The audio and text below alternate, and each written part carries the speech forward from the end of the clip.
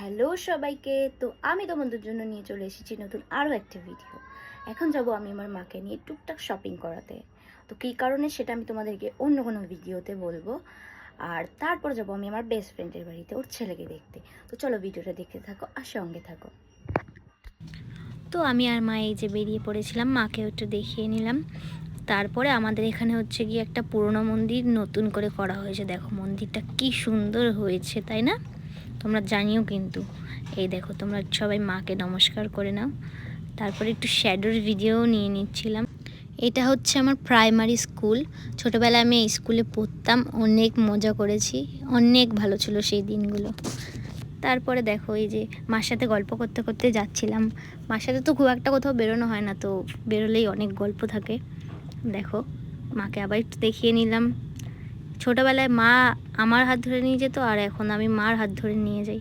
এ দেখো বজরংবলীর মন্দির। তো তারপরে চলে এসেছি আমি যে দোকানে আসা।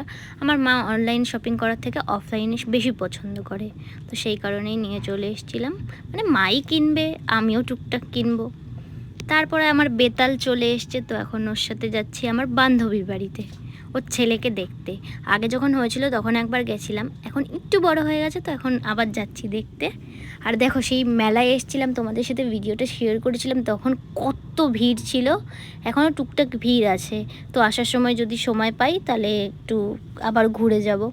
আর এখানে এই দেখো রথটা খালি করে রাখা, আর ওখানে জগন্নাথ ঠাকুররা রয়েছে।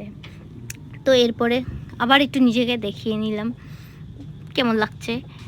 তারপরে চলে এসেছি হচ্ছে গিয়ে শ্মশান, মানে এটা আমাদের কেওড়াতলা শ্মশান কালীঘাটে।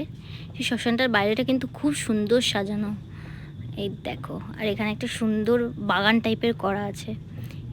এখানে হচ্ছিল বিয়ে, মানে কালীঘাটে তো জানোই তোমরা সব সময়ই বিয়ে হয়।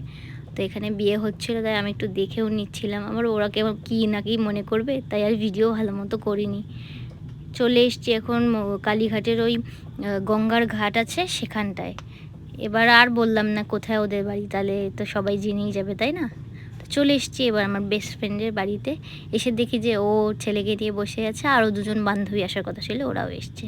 তারপরেই আমি কোলে নিয়ে নিলাম আমাদের পুচকুটাকে। আমার তো কোলে নিতে খুব ভাল লাগে, কিন্তু ও ঘুমিয়ে পড়েছিল বলে, মানে একটু জেগেছিল একটু ঘুমাচ্ছিল, তাই অতটা দুষ্টুমি করেনি।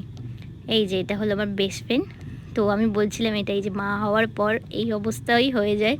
আর এটা আরেকটা বন্ধু, এরা ওই পুচকুর খেলনা নিয়ে খেলতে শুরু করে দিয়েছে, কি বলবে বলো। দেখো জুম্বা করছে এরা। তো অনেক হাসি মজা গল্প টল্প করে তারপরে আবার সবাইকে টাটা বলে আমরা চলে আসছিলাম হচ্ছে বাড়িতে। তো